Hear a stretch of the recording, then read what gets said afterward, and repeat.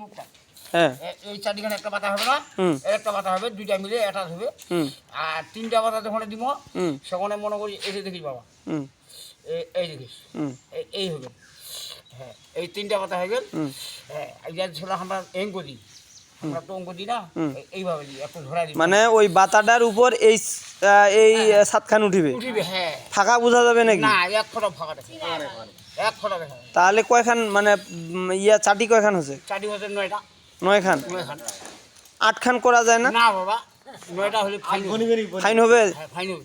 হেলা হুলা হবে নাকি? একদম চারটি খান সেট করি সেরকম সেট হবে।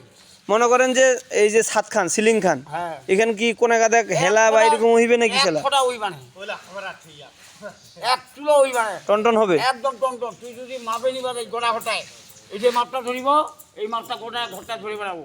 আচ্ছা এক চুল যদি কম বেশি হয় খালি কইব যে কাকা এটা সামান্য কুদাম দেওয়া হবে, বানানোর উপর সুন্দর করে দেওয়া যাবে, কোনো সমস্যা নেই।